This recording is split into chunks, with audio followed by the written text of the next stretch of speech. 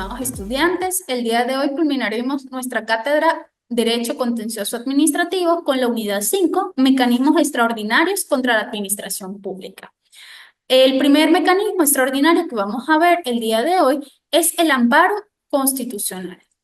¿Qué es el amparo constitucional? Es una acción que puede interponerse cualquier ciudadano cuando esté en presencia de una violación o una amenaza inminente a sus derechos y garantías constitucionales, ya sea por una acción u omisión de alguna autoridad pública o un particular investido por autoridad pública, en otras palabras, un funcionario público.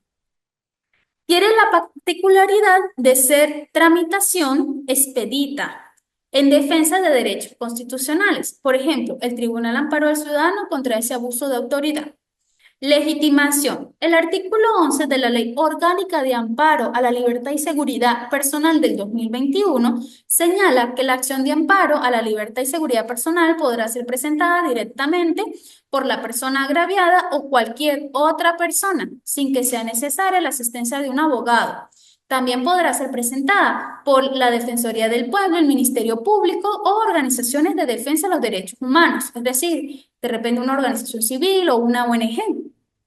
Asimismo, el artículo 13 de la Ley de Reforma Parcial de la Ley Orgánica de Amparo sobre Derechos y Garantías Constitucionales del 88 nos señala que la acción de amparo debe ser interpuesta ante el juez competente por cualquier persona natural o jurídica, por representación o directamente quedando salvo las atribuciones del Ministerio Público, la Procuraduría, los procuradores de menores, agrarios y del trabajo, si fuese el caso. Todo el tiempo será hábil y el tribunal dará preferencia al trámite de amparo sobre cualquier otro asunto. ¿Cómo se debe hacer esa interposición? El artículo 12 de la Ley Orgánica de Amparo a la Libertad y Seguridad Personal del 2021 señala que puede ser oral o escrita o incluso a través de medios tecnológicos de la información y comunicación. En el caso de que esta acción sea presentada de manera oral, pues el tribunal deberá dejar constancia en un acta que deberá ser suscrita por el solicitante.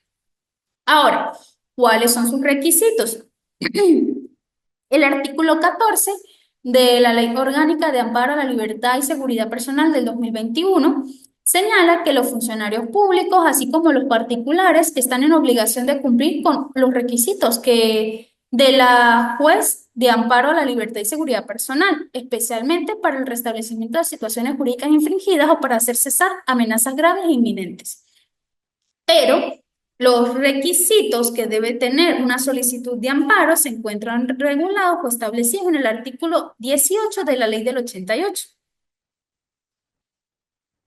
el cual nos dice, primero, deben establecerse los datos concernientes a la identidad de la persona agraviada y de la persona que actúa en su nombre, y en este caso con la suficiente identificación de un poder conferido. En segundo lugar, se debe establecer la residencia, el lugar y el domicilio tanto del agraviado como del agraviante. Tercero, debe existir un suficiente señalamiento e identificación del agraviante, si fuese posible, e indicación de las circunstancias de su localización. En cuarto lugar, tenemos el señalamiento del derecho de la garantía constitucional que se violentó o se amenazó.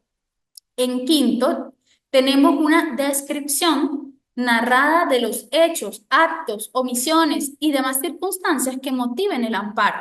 Y en sexto lugar, está cualquier otra explicación complementaria relacionada con la situación jurídica infringida a fin de ilustrar el criterio jurisdiccional. En caso de que sea verbal, se exigirán pues, los mismos elementos, si es posible. En relación a su procedencia, el artículo 2 de la Ley de Reforma Parcial del 88 señala que la acción de amparo procede contra cualquier acto, hecho u omisión proveniente de órganos del Poder Público Nacional, Estatal y Municipal. También procede contra el hecho, acto u omisión organizados por ciudadanos, personas jurídicas, grupos, organizaciones privadas que hayan violado o amenacen violar cualquier garantía o derecho amparado y se entenderá como una amenaza válida para la procedencia de la acción de amparo, aquella que sea inminente. El artículo 3 nos dice que también procede la acción de amparo cuando la violación o la amenaza de violación derive de una norma que colide con la Constitución. En este caso, la providencia judicial que resuelva la acción interpuesta deberá apreciar la inaplicación de la norma impugnada y el juez informará a la Corte Suprema de Justicia, actualmente Tribunal Supremo de Justicia, acerca de su decisión. La acción de amparo también podrá ejercerse conjuntamente con una acción popular de inconstitucionalidad de las leyes y demás actos estadales normativos, en cuyo caso el Tribunal Supremo de Justicia, si lo estima procedente para la protección constitucional, podrá suspender la aplicación de normas respecto a esta situación jurídica concreta cuya violación se apega mientras dure el juicio de nulidad.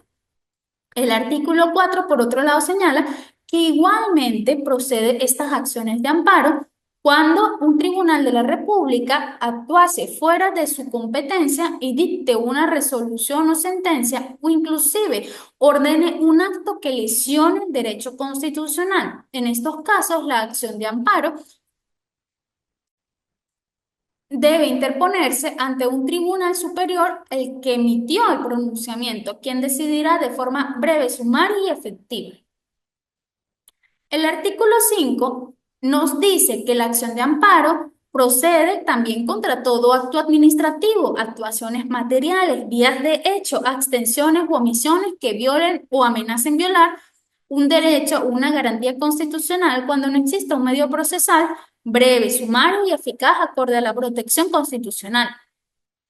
Cuando la acción de amparo se ejerce contra un acto administrativo de efecto particular o contra una extensión o negativa de la administración pública, podrá formularse ante el juez contencioso administrativo competente y si lo hubiese en la localidad conjuntamente con un recurso contencioso administrativo de nulidad.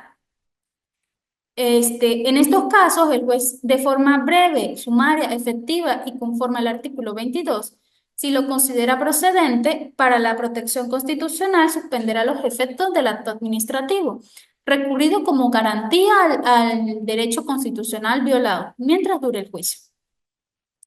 Admisibilidad. El artículo 6 de esta ley orgánica del 88 señala, en contrario, los causales por las cuales no se admite la acción, igual que como lo vimos en la clase de la unidad 4 y 5, o 3 y 4, perdón.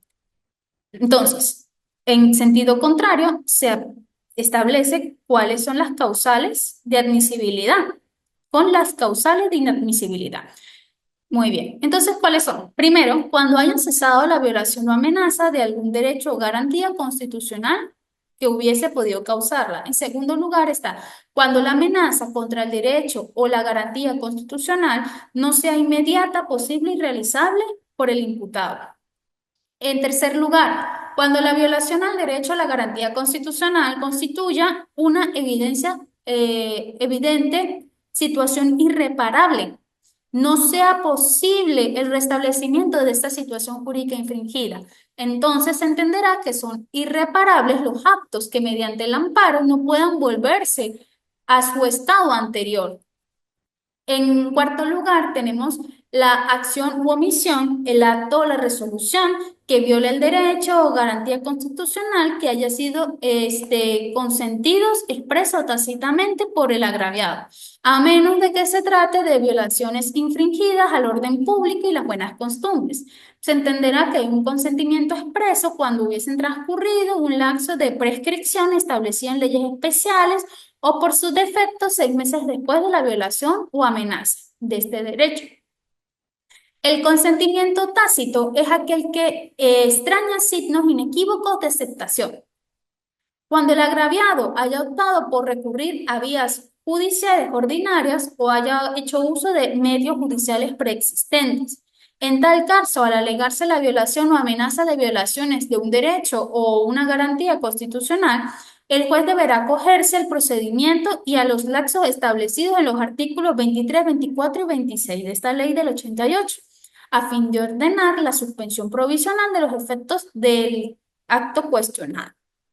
En quinto lugar, tenemos que cuando se trate de decisiones emanadas del Tribunal Supremo de Justicia.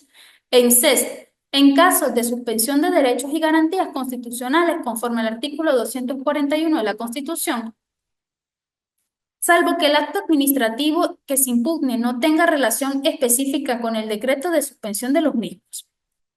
Séptimo, cuando esté pendiente de decisión una acción de amparo ejercida ante un tribunal en relación en los mismos hechos que se hubiesen fundamentado en la acción propuesta.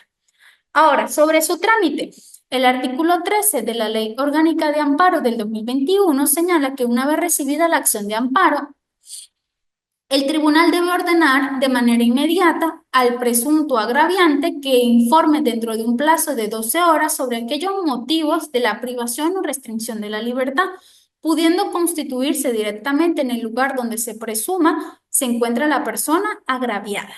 En el mismo acto deberá notificarse a la Defensoría del Pueblo de la jurisdicción y podrá decretarse aquellas medidas preventivas a que hubiera lugar para proteger la libertad, la seguridad y la integridad de la persona agraviada, incluyendo una orden de traslado inmediato a la persona agraviada a la sede del tribunal.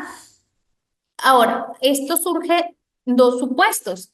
¿La persona es localizada o no es localizada? Si la persona es localizada, el artículo 15 nos señala que el juez de amparo decidirá en un término no mayor a 24 horas la inmediata libertad del agraviado y el cese de las restricciones que se le hubiesen impuesto si se encontrase en la privación o restricción de su libertad y seguridad personal. Es arbitrario y contrario al ordenamiento jurídico. Ahora, si no se localiza la persona, cuando el agraviante se eh, niegue que él realizó la detención o no es posible ubicar a la persona, el juez ordenará una articulación probatoria de 48 horas y se pronunciará dentro de las 24 horas siguientes sobre la procedencia del mandamiento de amparo a la libertad y seguridad personal. El juez tendrá las más amplias facultades probatorias en este caso.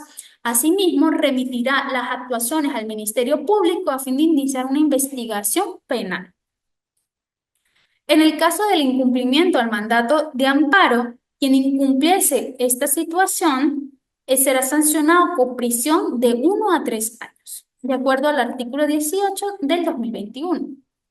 El segundo tema a tratar hoy es el habeas datas o el amparo constitucional de acceso a la información y datos personales. Este habeas data se encuentra regulado en el artículo 28 de la Constitución. Se debe tener presente que el derecho al acceso a la información es un derecho humano de tercera generación. De esta manera lo manifiesta Salazar, quien cita a Pisolo. Luego del logro jurídico sobre las libertades individuales y los derechos sociales, se han arrebatado a la tercera generación los nuevos derechos fundamentales, donde figura, entre otros derechos, el derecho a una mejor calidad de vida, el derecho a la defensa del ecosistema, el derecho al desarrollo de los pueblos, al progreso y a la explotación de los propios recursos, la paz, a la autodeterminación, a la integridad regional y también esto está incluido el derecho a la protección de los datos y las libertades informáticas. El mencionado dispositivo legal es el encargado, por medio de la habeas data, proteger el acceso a la información y los datos sobre sí mismos o los bienes que consten en los registros oficiales o privados, así como de conocer el uso al que se le haga a los mismos.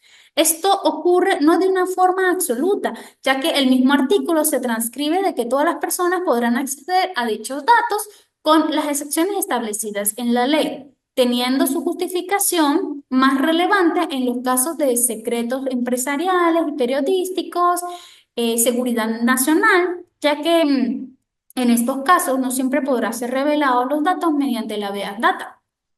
Ahora, el habeas datas y los derechos constitucionales. Este artículo 28 establece que la habeas data puede dividirse en dos derechos que están vinculados. El primero es el derecho a la información y a los datos sobre sí mismo o sus bienes que consten en registros oficiales o privados.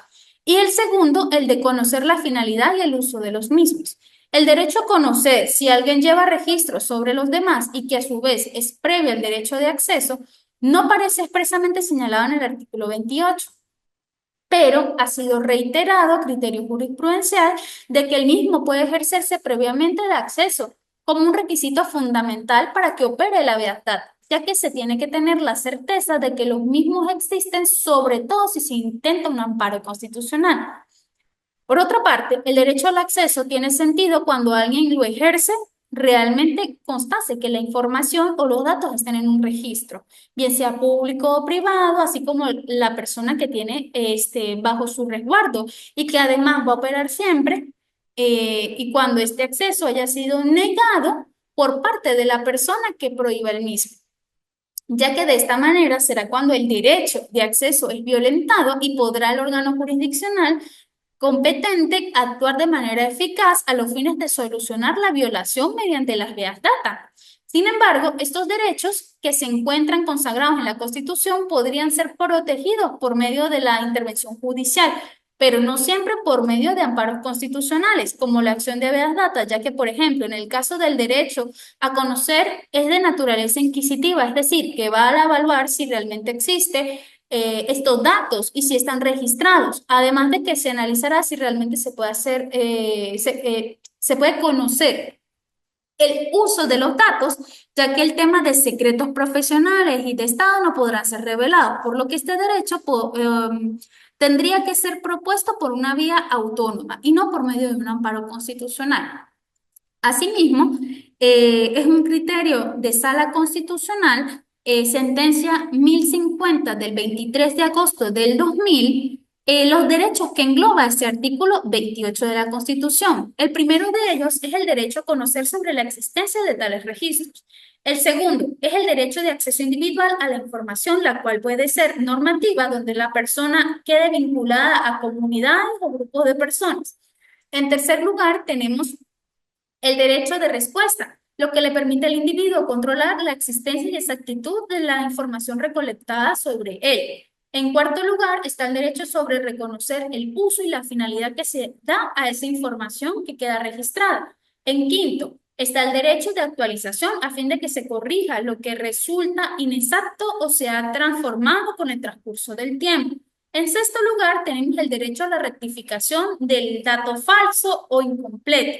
En séptimo lugar, está el derecho de destrucción de datos erróneos o que afecten, o que afecten ilegítimamente los derechos a la persona. ¿Cuál sería el procedimiento a seguir?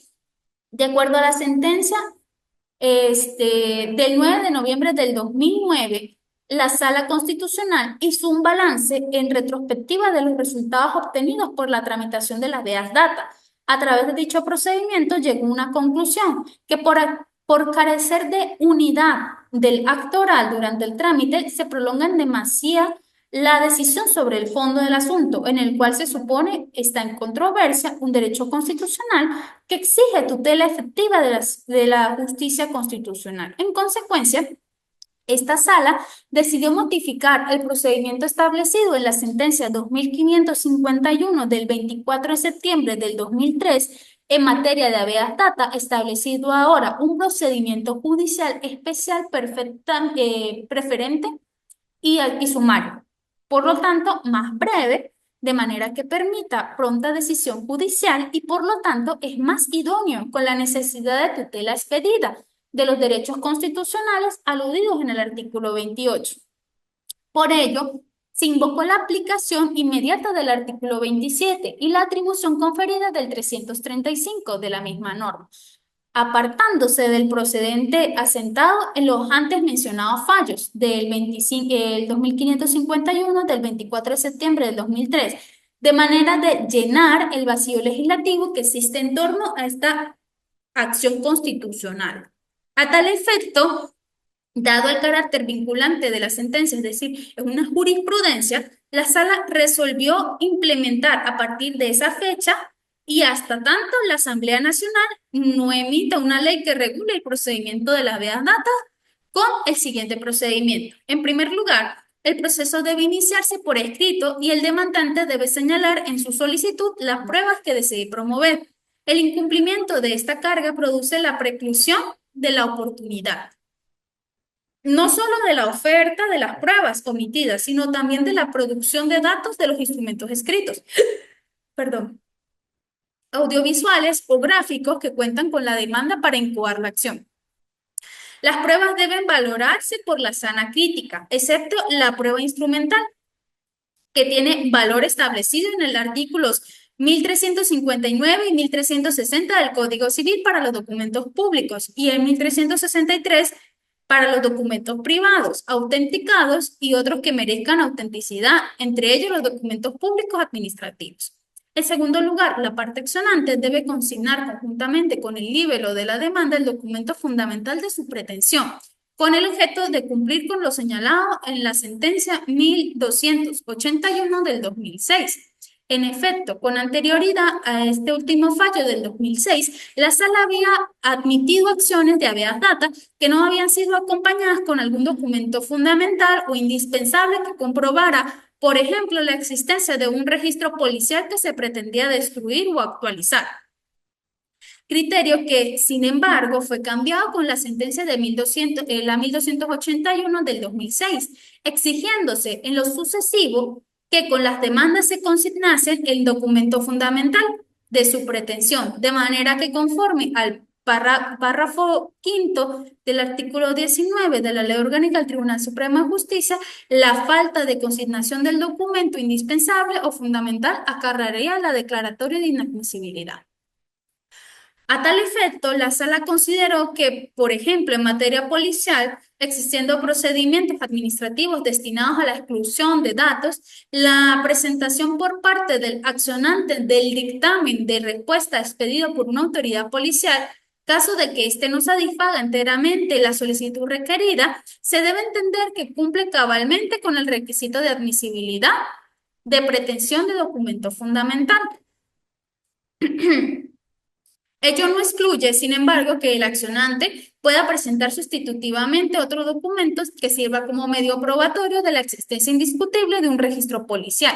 En tercer lugar, una vez admitida la acción, se debe ordenar la notificación del presunto agraviante para que concurra a la Secretaría de la Sala Constitucional a conocer el día y la hora en que se celebrará una audiencia oral, la cual debe tener lugar tanto en su fijación como en su práctica dentro de 96 horas siguientes a partir de la última notificación ordenada. Para dar cumplimiento a la brevedad y para no incurrir en excesivos formalismos, la notificación puede ser practicada mediante boleta, comunicación telefónica, fax, telegrama, correo electrónico o cualquier otro medio de comunicación interpersonal, dejando el secretario de la sala constancia de esta situación en los autos. En cuarto lugar, se debe notificar al fiscal general de la República. En quinto lugar, en la oportunidad fijada para la celebración de la audiencia oral y pública, las partes oralmente deberán proponer sus alegatos y sus defensas. La sala debe decidir si hay lugar a pruebas. Las partes pueden ofrecer lo que consideren legales y pertinentes, los hechos esenciales para la defensa por el presupuesto agraviante, así como los medios que ofrezcan que ofrezcan que se deben recoger en un acta, al igual que las otras circunstancias del proceso. En sexto lugar, en la misma audiencia, la Sala Constitucional debe decretar cuáles son las pruebas admisibles y necesarias, y de ser admisible deberá ordenar su evacuación en esa misma audiencia, pudiendo diferirse la oportunidad para su evacuación. La audiencia oral deberá realizarse con presencia de las partes, pero la falta de comparecencia del presunto agraviado dará por terminado el procedimiento, a menos de que el tribunal considere que los hechos alegados afectan el orden público, caso en el cual podrán inquirir sobre los hechos alegados en un lapso breve. La falta de comparecencia del presunto agraviante no acarrea la admisibilidad de los hechos, pero la sala puede diferir la celebración de la audiencia o la solicitud del presunto agraviante que presente un informe que contenga una relación suscita de hechos. La omisión de la presentación del referido informe se da a entender como un desacato a la justicia. En octavo lugar, está en el caso del litisconsorcio, que sean activos o pasivos, cualquiera de los liticonsortes que concurran a los actos podrán representar al consorcio. En noveno lugar, el desarrollo de las audiencias y la evacuación de las pruebas están bajo la dirección de la Sala Constitucional, manteniéndose la igualdad entre las partes y el derecho a la defensa. Todas las actuaciones deben ser públicas, salvo que la sala decida que la audiencia será a puerta cerrada de oficio o a solicitud de parte por estar comprometida la moral, las buenas costumbres o porque al exhibirse, o porque esa exhibición esté expresamente establecida en la ley. En décimo lugar, una vez concluida el debate oral, los magistrados deberán deliberar y podrán primero decidir inmediatamente, en cuyo caso podrán exponer de forma oral los términos del dispositivo del fallo, el cual deberá ser publicado dentro de los 5 días siguientes a la audiencia, en la cual se dictó la corriente decisión. El dispositivo de fallo lo debe comunicar el magistrado presidente de la Sala Constitucional, pero el extenso de la sentencia lo debe redactar el magistrado ponente. En segundo lugar, pueden diferir la audiencia por estimar que es necesario la presentación o evacuación de alguna prueba o recaudo que sea fundamental para decidir el caso. En el mismo acto se debe fijar la oportunidad de la continuación de la audiencia oral. Onceavo, lo correspondiente a la recusación y demás incidencias procesales en general y todo lo que no se encuentre previsto en el procedimiento se aplicará lo dispuesto en la Ley Orgánica del Tribunal Supremo de Justicia. De esta forma, ante la carencia del legislador de establecer un procedimiento de las acciones de habeas data, el juez constitucional ha suplido la abstención estableciendo en sus sentencias el procedimiento a seguir. Es decir, una vez más, pues el juez venezolano ha asumido el rol de legislador positivo en materia de derecho procesal constitucional. El tercer recurso que vamos a ver, o el tercer mecanismo que se va a ver el día de hoy, son los recursos de hecho. El recurso de hecho, regulado en el Código de Procedimiento Civil en los artículos 305 al 309, constituye una garantía procesal del derecho de apelación que tiene por objeto la revisión del juicio emitido por un juez de la causa en torno a la admisibilidad del recurso ejercido. La Sala Político Administrativo, en fecha 19 de febrero del 2002, estableció que se supone como presupuesto lógico, en primer lugar, la existencia de una decisión susceptible de ser apelada. En segundo lugar, el ejercicio válido del recurso de apelación contra este. Y finalmente, que el órgano jurisdiccional haya negado la admisión de dicho recurso o lo haya limitado a un solo efecto devolutivo.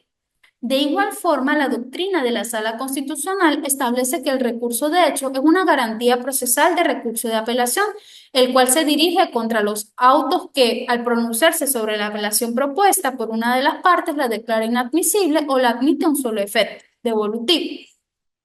También la Sala de Casación Civil, el 8 de junio del 2000, dejó asentado que el objeto del recurso de hecho es solicitar a un tribunal superior que ordene oír la apelación denegada o que se le admita a ambos efectos cuando ha sido oída uno solo. Así pues, puede afirmarse que el recurso de hecho está dirigido a permitir a los administrados la satisfacción de la garantía del doble grado de jurisdicción. Ahora bien, la Sala Constitucional advierte que el ejercicio del recurso de hecho en el juicio de una acción de amparo constitucional que ha tenido un doble grado de jurisdicción realmente no es viable, pues en efecto indicó la Sala que no puede ser objeto de trámite cuando se observa que lo pedido no ostenta un fundamento jurídico, un sustento jurídico. En este caso, la imposibilidad de tramitar lo solicitado deviene de la inexistencia manifiesta del estamento legal que permita la segunda impugnación ordinaria de la sentencia de mérito en los juicios de amparo y por consiguiente recurrir de hecho cuando se decrete la inadmisibilidad de este medio recursivo, razón por la que se debe declarar improponible el recurso de hecho intentado en este caso. Pues de este modo, el juez constitucional garantiza el ejercicio adecuado del recurso de hecho, tras impedir que fuera dotado como un instrumento para abrir una tercera instancia de un proceso de amparo, sobre todo cuando el postulado de la doble instancia o doble jurisdicción es un principio general en el derecho procesal venezolano. El cuarto mecanismo es la revisión constitucional. Es aquella potestad de revisión de sentencias por parte de la Sala Constitucional. De conformidad al artículo 336, numeral 10 de la Constitución, la Sala tiene la facultad de revisar las decisiones definitivamente firmes dictadas por los tribunales de la República en materia de amparo constitucional o cuando hayan ejercido el control difuso de la constitucionalidad de las leyes. con el objeto de que se garantice la uniformidad de la interpretación de las normas y sus principios constitucionales, así como la eficacia del texto fundamental y la seguridad jurídica. Sin embargo, la propia Sala Constitucional, sin fundamento jurídico alguno, ha hecho extensivas sus potestades a toda clase de sentencias definitivas, incluso aquellas dictadas por otras salas que conforman el Tribunal Supremo de Justicia. Un ejemplo es cuando ustedes de repente escuchan la revisión constitucional de una sentencia debe ser en los términos y límites de la Constitución. ¿Cuál es la naturaleza de este mecanismo? ¿Es acaso una acción o es un recurso? Pues a nuestro juicio, la revisión constitucional contra sentencias definitivamente firmes de amparo constitucional y de control de constitucionalidad de leyes o normas jurídicas dictadas por tribunales de la República participa en las características de una acción constitucional y de un recurso extraordinario. No obstante, la Sala Constitucional del Tribunal Supremo de Justicia ha considerado la revisión como una facultad potestad, estableciendo que la revisión no constituye una tercera instancia ni un recurso ordinario que opere como un medio de defensa ante la configuración de pretensiones, eh, violaciones o sufrimientos de injusticia, sino una potestad extraordinaria y excepcional que tiene la Sala, cuya finalidad es mantener la uniformidad de criterios constitucionales en resguardo de la garantía de la supremacía y efectividad de las normas y principios constitucionales. ¿Cuáles son las características de este mecanismo? Se trata de una potestad o una facultad discrecional privativa del Tribunal Supremo de Justicia que la ejerce la Sala Constitucional. La Sala Constitucional revisa si el juez o el organismo jurisdiccional ha cumplido su función conforme a las exigencias constitucionales establecidas en los derechos y garantías sustanciales y procesales. En tercer lugar, la sentencia puede no alcanzar a ser sentencia y comprueben vicios o infracciones, violaciones constitucionales en el momento de la decisión judicial o en la justificación de ella. En este caso se trata de actos que lesionan los derechos y garantías constitucionales, es declarado como un error grotesco. En cuarto lugar, es una facultad o una potestad discrecional y prudente por cuanto revisa sentencias definitivamente firmes, es decir, se trata de un mecanismo o un medio constitucional que limita de forma expresa la cosa juzgada judicial.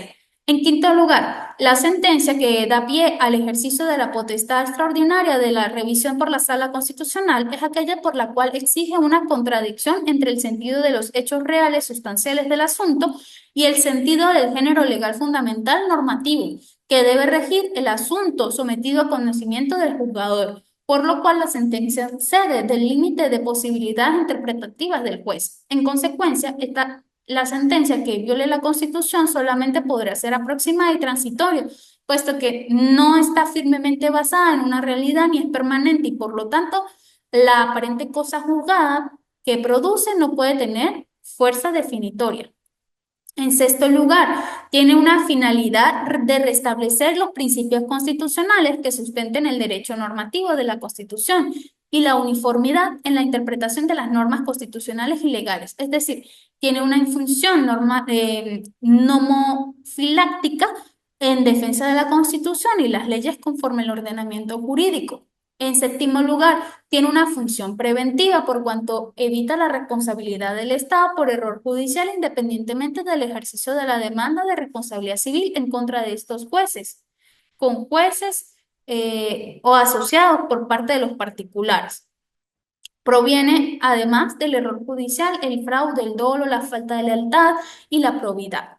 Tiene como consecuencia jurídica procesar declarar la inexistencia o nulidad del proceso y de la sentencia definitivamente firme sometida a revisión. Octavo, la sentencia de revisión, al restablecer la legalidad constitucional, censura la actuación de los intervinientes en el proceso y ordena sus sanciones y correctivos. Y noveno, pues es de orden público porque los intereses colectivos involucrados en la revisión van más allá de los intereses individuales que conllevan el asunto sometido a la revisión. Con esto finalizamos la última unidad correspondiente al módulo 4. Cualquier duda, pregunta o inquietud, pues ustedes pueden comunicarse conmigo a través del foro, la mensajería interna y con gusto se resolverá lo antes posible. Fue un placer haberlos acompañado durante este periodo 2024-3 y espero tener la oportunidad de verlos en una próxima cátedra. Hasta luego, que tengan un feliz día.